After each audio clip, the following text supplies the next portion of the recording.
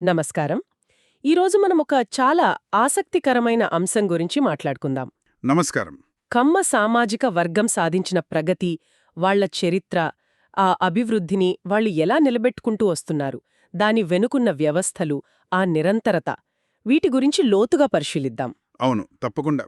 ముఖ్యంగా ఈ విశ్లేషణకు ఆధారం మన సుప్రసిద్ధ surgeon, GSL group chairman doctor Ganni Bhaskar Rao గారు. అవును. ఆయన వివిధ సందర్భాల్లో పంచుకున్న ఆలోచనలు, విశ్లేషణలు, ఆయన ఇంటర్వ్యూలు, ఉత్తరాలు, వీటి నుంచి వచ్చిన సమగ్ర సమాచారాన్ని మనమిప్పుడు వివరంగా చర్చిద్దాం. అంటే మన ఉద్దేశ్యమేంటంటే, ఈ సాధికారత, ఈ ప్రగతి ఊర్కే రాలేదు కదా. అస్సలు కాదు. అది తరతరాల కష్టం. ఎలా సాధించారు? ఆ నిరంతరత కోసం ఎలాంటి వ్యవస్థలు కట్టుకున్నారు? మరి ఇప్పుడెలాంటి సవాళ్లెదుర్కొంటున్నారు? సరే, ఒక్కొక్కటిగా విడమల్చి చూద్దాం. ముందుగా వాళ్ళ మూలాల గురించి. అసలీ కమ్మ అనే పదం ఎలా వచ్చింది? వాళ్ళ చరిత్రలో ఈ సైనిక నేపథ్యం, వ్యవసాయ నేపథ్యం, వీటి పాత్ర ఏంటి? ఇదే కదా వాళ్ల పునాది. అవును, కమ్మ పదం పుట్టుక గురించి నిజానికి రకరకాల వాదనలున్నాయి. ఒకటి, బౌద్ధం నుంచొచ్చిందంటారు. కృష్ణానది ఒడ్డుగన బౌద్ధం బాగా వెలిసిల్లింది కదా. అవును. బౌద్ధంలో కమ్మ అంటే పాళీ భాషలో కర్మ, దానినుంచొచ్చుండొచ్చు అనేది ఒక ఊహ. అలాగే చారిత్రకంగా చూస్తే ఈ ప్రాంతాన్ని కమ్మ రాష్ట్రం లేదా కమ్మనాడు అనేవాళ్లు. ఓహ్! శాసనాల్లో కూడా కమ్మ బ్రాహ్మణ, కమ్మ కోమటి అని కనిపిస్తుంది. అంటే బహుశా ఇది మొదట ప్రాంతం పేరయ్యుండి తర్వాత కులం పేరుగా మారిందేమో అనిపిస్తుంది. ఇంకొకటి, చరిత్రకారుడు ఎడ్గార్ థర్స్టన్ సేకరించిన ఒక జానపద కథ ఉంది. బెల్తిరెడ్డి కథ అంటారు. చెప్పండి. దాని ప్రకారం కాకతీయ సామ్రాజ్యం తర్వాత కాపు అనే ఒక పెద్ద సమూహం నుంచి కమ్మ, రెడ్డి, వెలమ ఇలా వేర్వేరు కులాలొచ్చాయట. ఆ కథలో తల్లి కమ్మ అంటే చెవిదుద్దు పోగొట్టుకుంటే చిన్న కొడుకు చాలా ధైర్యంగా పోరాడి దాన్ని తిరిగి తెస్తాడు.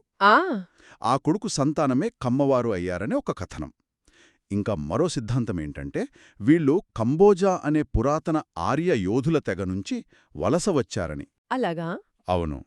కమ్మనాడులోని పలనాడును పూర్వం పల్లవనాడు అనేవారు. ఇంకా కంబోజరాజు కథలు కూడా మన జానపద సాహిత్యంలో ఉన్నాయి. ఇవన్నీ ఈ వాదనకు కొంచెం బలం చేకూరుస్తాయి. ఇక్కడ మనం గమనించాల్సిన విషయమేంటంటే ఈ విశ్లేషణలో ఒక ద్వంద్వ స్వభావం కనిపిస్తుంది. అదే కృషీవలుడు, యోధుడు. అంటే రైతు మరియు యోధుడు అన్నమాట. సరిగ్గా. బెల్తిరెడ్డి కథ వ్యవసాయ మూలాల్ని చూపిస్తే కంబోజ సిద్ధాంతం యోధుల నేపథ్యాన్ని చెబుతుంది.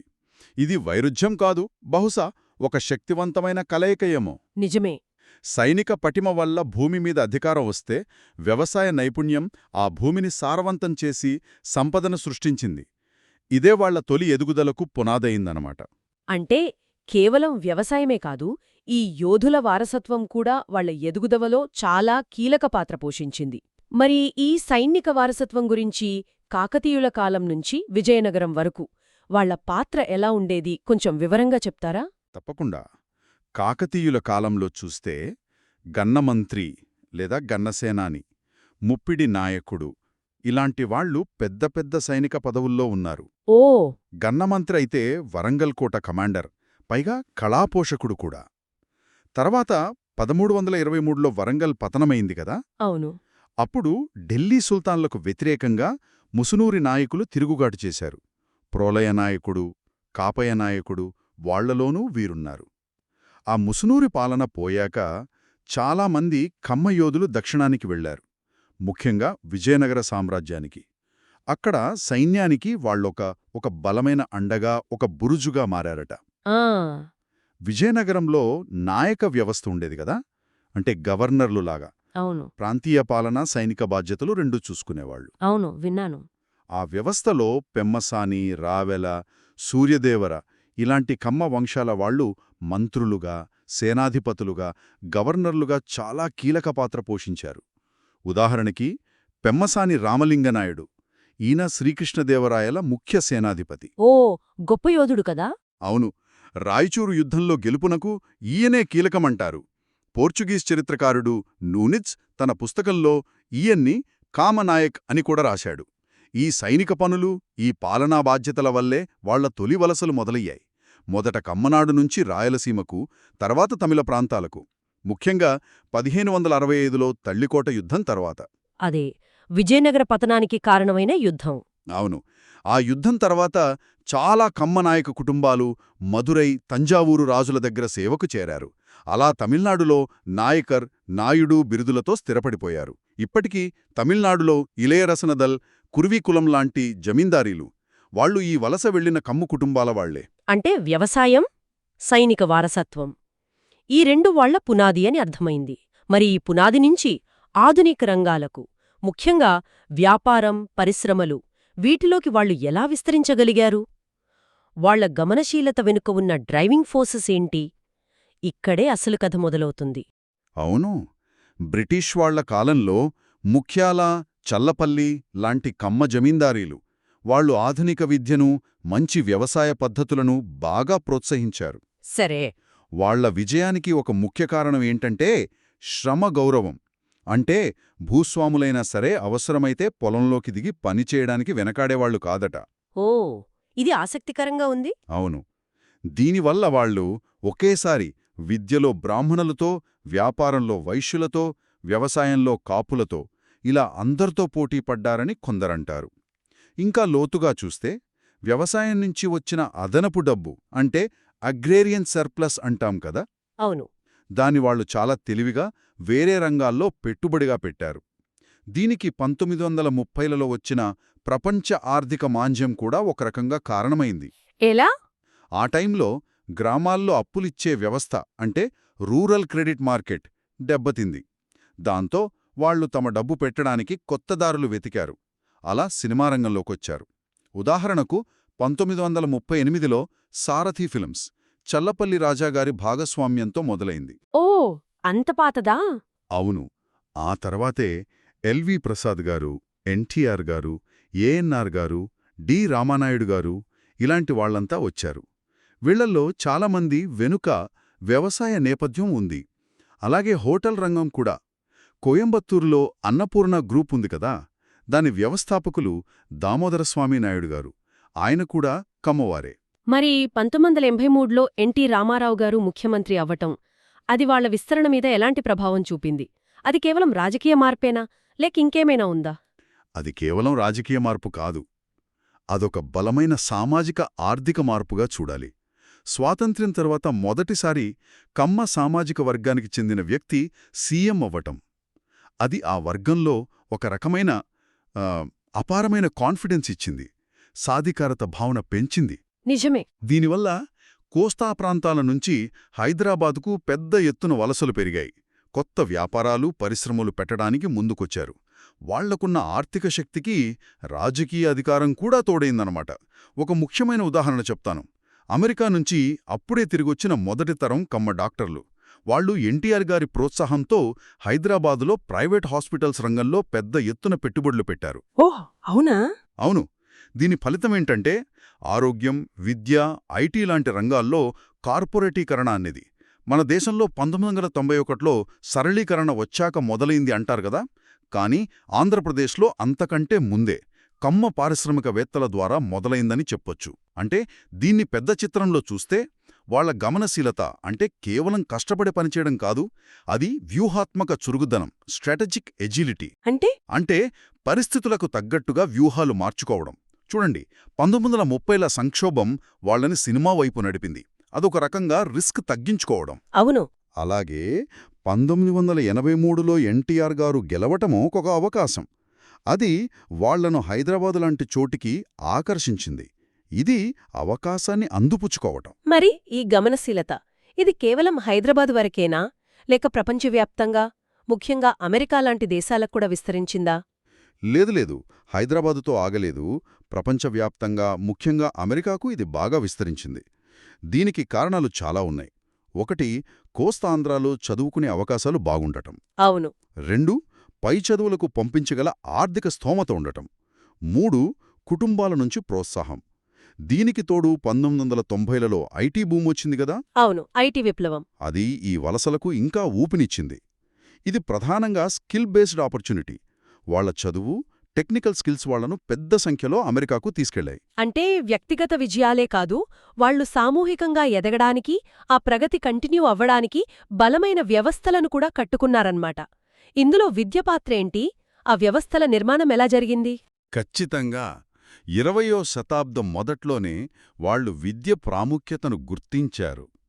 అప్పట్లో విద్యారంగంలో బ్రాహ్మణుల ఆధిపత్యం ఉండేది కదా. అవును. దానికిది ఒక రకంగా సవాల్లాంటిది. బ్రాహ్మణేతర కులాల్లో ఆధునిక విద్యలు పెద్ద సంఖ్యలో అందుకున్న మొదటి గ్రూపుల్లో కమ్మవారు ఒకరు.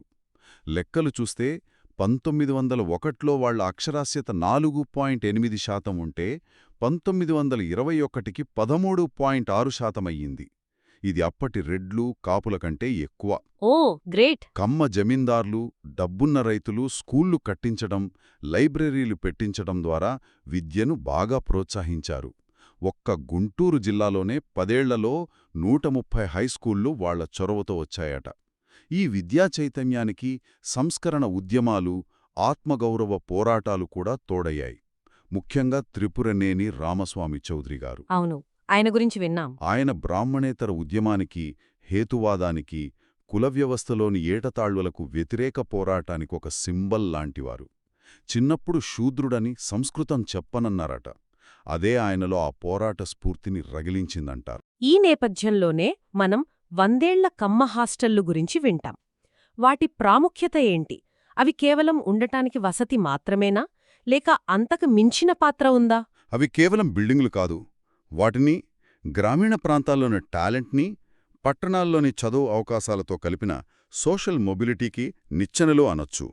Infrastructure for social mobility. మంచి పదం. మొట్టమొదటి కమ్మ సంఘం, కమ్మ మహాజన సంఘం 1910 లేదా 1914లో. దాని ముఖ్య లక్ష్యం కూడా విద్య ద్వారా కమ్యూనిటీని డెవలప్ చేయడమే. దీనికి బెస్ట్ ఎగ్జాంపుల్ గుంటూరు కమ్మ హాస్టల్.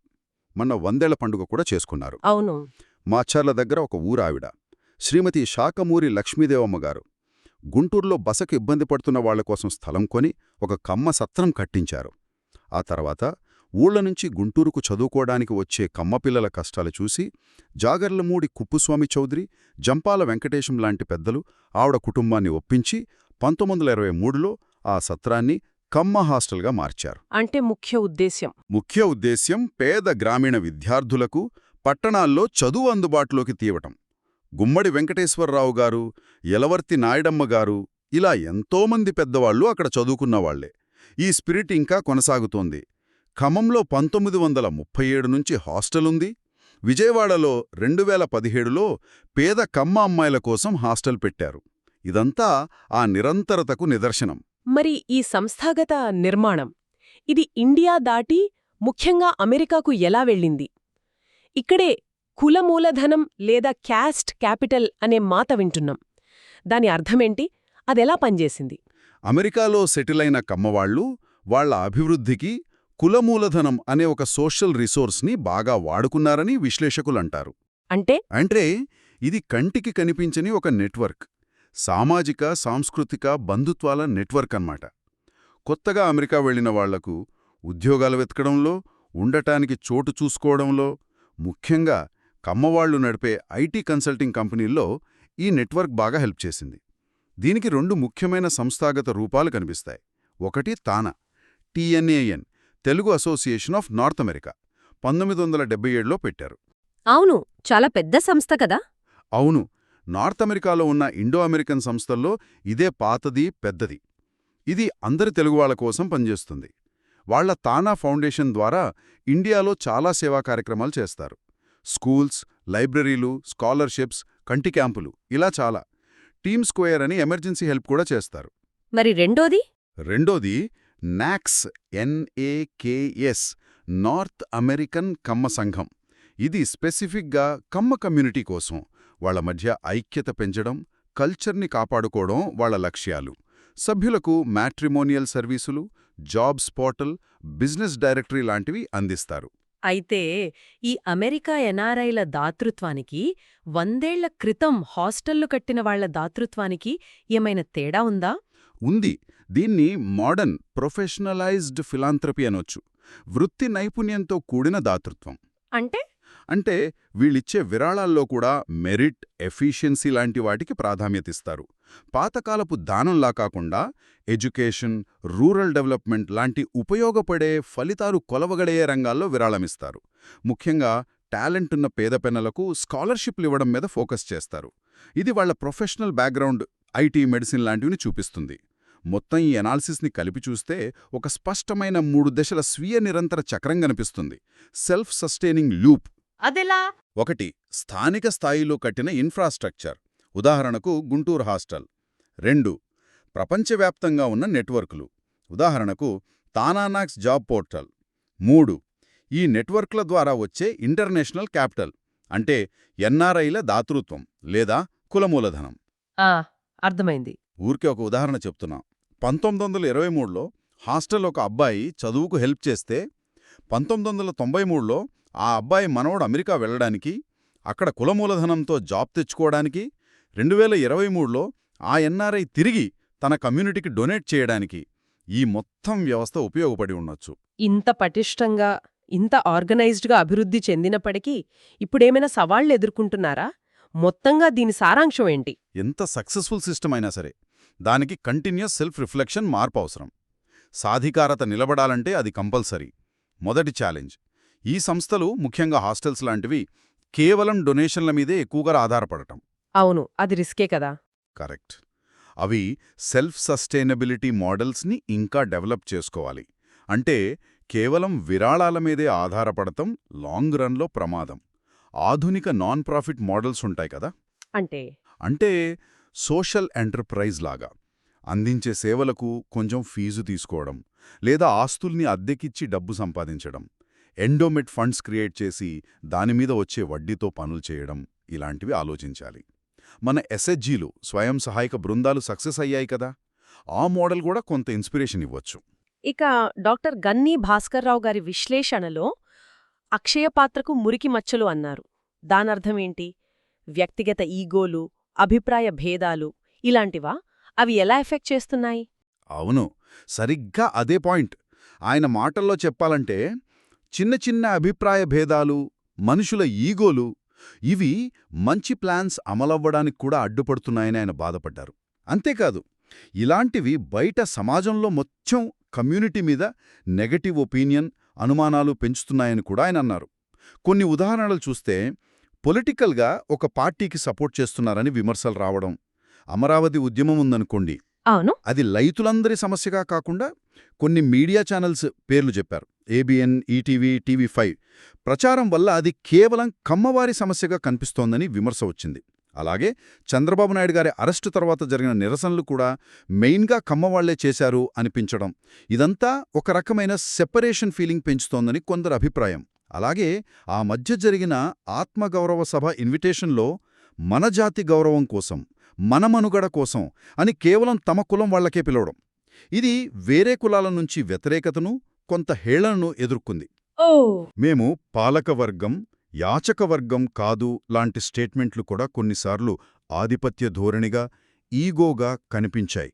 ఇవన్నీ డాక్టర్ గన్నీగారు చెప్పిన మురికి మచ్చలకు ఉదాహరణలన్నమాట. అంటే ఇంతకాలం వాళ్ల అభివృద్ధికి, విజయానికి హెల్ప్ చేసిన కుల మూలధనమే ఇప్పుడు బయట ప్రపంచంలో నెగటివ్గా మారుతోందా? ఇదో రకమైన ఐరనీ కదా. ఇందులో విశేషమేమిటంటే అదే విషాదకరమైన వైరుధ్యం, ట్రాజిక్ ఐరనీ. ఏదైతే లోపల ఐక్యతకు, విజయానికి కారణమైందో అదే కులమూలధనం, అదే బలమైన నెట్వర్క్, బయట ప్రపంచం దృష్టిలో కులాహంకారంగా, సంకుచితత్వంగా, క్లానిష్నెస్గా లేదా హెజిమనీగా కనిపించే ప్రమాదం ఏర్పడింది. దీని పర్యవసానం ఈ ధోరణి బయటి సమాజంలో ఆ కమ్యూనిటీ పట్ల ఏహ్యత, ఒంటరితనం, అంటే ఏలియనేషన్కు దారితీయచ్చు. ఇది సాధికారత నుంచి ఎక్స్క్లూజన్కు దారితీయచ్చు. బహుశా ఇదే కమ్మ అక్షయపాత్రకు పట్టిన అసలైన మురికిమచ్చ అని డాక్టర్ గన్నీ భాస్కర్రావు గారి విశ్లేషణ మనకు చెబుతోంది. ఈ కాంప్లెక్స్ సిచ్యుయేషన్ చూశాక దీనిమీద డాక్టర్ గన్నీ భాస్కర్రావు గారి ఫైనల్ ఎనాలిసిస్ ఏంటి? ఆయన ఎలాంటి సొల్యూషన్ లేదా వే ఫార్వర్డ్ సూచిస్తున్నారు? మనం చూసినట్టు వాళ్ల ప్రయాణం యోధుడు, రైతు వారసత్వంతో మొదలైంది. తరువాత స్ట్రాటజిక్ ఎజిలిటీ చూపించారు. విద్య, గ్లోబల్ నెట్వర్క్స్, ఫిలాంథ్రాపీతో కూడిన 3 దశల వ్యవస్థ కట్టుకున్నారు. చాలా గొప్ప విషయం. అవును. అయితే ఈ అక్షయపాత్ర ఎప్పుడు ఫలాలనిస్తూ ఉండాలంటే అది పరిశుభ్రంగా ఉండాలి. అంటే ఆ వ్యవస్థలు కేవలం మన సమాజానికే కాదు, అందరూ ఉన్న పెద్ద సమాజానికి కూడా సేవ చేయాలి. అందర్నీ కలుపుకొని పోవాలి. ఆత్మగౌరవ సభ లాంటి స్పెసిఫిక్ కాల్స్ దీనికి వ్యతిరేకం. ఈ సిచ్యువేషన్ మీద డాక్టర్ గన్నీ భాస్కర్రావు గారి మాటల్ని నేరుగా చెప్తాను. అస్తిత్వ ఉద్యమాల వల్ల ఉనికి చూపడానికి ఆయా సందర్భాల్లో కులం ప్రస్తావనలు అనివార్యమైపోతున్నాయి. ఏ కులమూ తక్కువ కాదు, ఏ కులమూ ఎక్కువ కాదు. ప్రతి కులానికి లోతైన చరిత్రలు, విశిష్టతలు ఉన్నాయి. వాటి పునాదులపై ఒకరికోసం అందరూ, అందరికోసం ఒకరు అనే ఆదర్శంతో ప్రతి కులమూ పనిచేస్తే అదే రాష్ట్రాభివృద్ధి, అదే మానవ వనరుల వికాసం. ఆయన మాటల్లోని ఆంతర్యమేంటి? అంటే ప్రతి కులం వాళ్ల కాళ్ల మీద వాళ్లు నిలబడేలా స్వంత వ్యవస్థలు కట్టుకోవాలి, అదే రాష్ట్రానికి మంచిదని ఆయన అంటున్నారా? ఖచ్చితంగా. డాక్టర్ గన్ని భాస్కర్రావు గారి అనాలిసిస్ సమ్మరీ, ఆయన నినాదం అదే. విడివిడిగా ఆయన అన్ని కుల సంస్థలు సస్టైనబుల్ సహాయక వ్యవస్థలు నిర్మిస్తే అదే రాష్ట్ర ప్రగతి. సస్టైనబుల్ సహాయక వ్యవస్థలు. అవును. అంటే ప్రతి కుల సమూహం వాళ్ల సభ్యుల అభివృద్ధి కోసం ఎడ్యుకేషన్, ఎంప్లాయ్మెంట్, స్కిల్ డెవలప్మెంట్ లాంటి వాటిల్లో సెల్ఫ్ రిలయంట్గా, కంటిన్యూయస్గా పనిచేసే సస్టైనబుల్ సపోర్ట్ సిస్టమ్స్ కట్టుకోవాలి. దీనివల్ల ఉపయోగం? దీనివల్ల ఒక గ్రూప్ డామినేట్ చేస్తోంది అనే ఫీలింగ్ పోతుంది.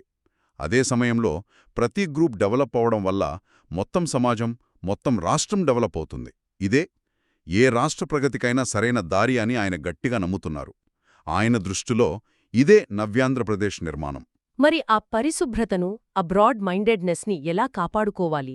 ఆ అక్షయపాత్ర మలినం కాకుండా ఉండాలంటే ఏం చేయాలి? వ్యక్తిగత ఈగోలు, పాలిటిక్స్ వల్ల వచ్చే అభిప్రాయ భేదాలు, మాకేంటి అనే సంకుచితత్వం, ఈ మురికి మచ్చలను తొలగించుకోవాలి. 100 ఏళ్ల క్రితం జాగర్లమూడి కుప్పుస్వామి చౌదరి లాంటి వాళ్లు చూపించిన విజన్, ఆ విశాల దృక్పథం, దానికి ఇప్పుడున్న ఎన్ఆర్ఐలలో కనిపిస్తున్న ప్రొఫెషనలిజం, ఆర్గనైజ్డ్ ఫిలాంథ్రోఫీ, ఈ రెండూ కలవాలి. అప్పుడే అక్షయపాత్ర క్లీన్గా, ఎప్పుడూ ఫలాలనించేదిగా ఉంటుంది. ఈ బాధ్యత కేవలం లీడర్లదే కాదు, కమ్యూనిటీలో ఉన్న ప్రతి ఒక్కరిది. నిజంగా ఇది చాలా లోతైన, ఆలోచింపజేసే విశ్లేషణ. కమ్మవారి హిస్టరీ, వాళ్ల సక్సెస్లు, వాళ్లు కట్టుకున్న వ్యవస్థలు, ఇప్పుడున్న ఛాలెంజెస్, ముఖ్యంగా డాక్టర్ గన్ని భాస్కర్రావు గారు చెప్పిన ఆ ప్రతి కులం తమ సస్టైనబుల్ సహాయక వ్యవస్థలను నిర్మించుకోవాలి అనే ఐడియా చాలా వినూత్నంగా ఉంది. నిజమే. చివరికి ఏ గ్రూప్ సాధికారత అయినా సరే, అది కేవలం వాళ్ల ఇంటర్నల్ స్ట్రక్చర్స్, యూనిటీ, రిసోర్సెస్ మీదే కాదు, వాళ్లు తమ చుట్టూ ఉన్న పెద్ద సొసైటీతో ఎలా కలిసిపోతున్నారు, ఆ సొసైటీకి ఎలా కాంట్రిబ్యూట్ చేస్తున్నారు అనే దానిమీద కూడా ఆధారపడి ఉంటుంది. అప్పుడే ఆ సాధికారత నిలబడుతుంది, గౌరవంగా ఉంటుంది. ముగింపుగా శ్రోతలకు ఒక ఆలోచన వదిలివెళ్దాం. డాక్టర్ గన్నీ చెప్పినట్టు ప్రతి కులం తమ అభివృద్ధి కోసం తమదైన సస్టైనబుల్ సహాయక వ్యవస్థలను కట్టుకోవాలనే ఈ ఆలోచన. ఇది కేవలం కులాలకే పరిమితమా? లేక దీనినుంచి ఇన్స్పిరేషన్ తీసుకుని సమాజంలోని వేరే గ్రూపులు, అవి మత సమూహాలు కావచ్చు, లేదా భౌగోళిక ప్రాంతాలు కావచ్చు, లేదా ఆర్థికంగా, సామాజికంగా వెనుకబడిన వేరే వర్గాలు కావచ్చు, వాళ్లూ కూడా తమ అభివృద్ధి కోసం ఇలాంటి self reliance, self sustaining models కట్టుకోలేరా? ఇది మొత్తం సమాజం ముందుకు వెళ్లడానికి ఒక మోడల్ కాగలదా?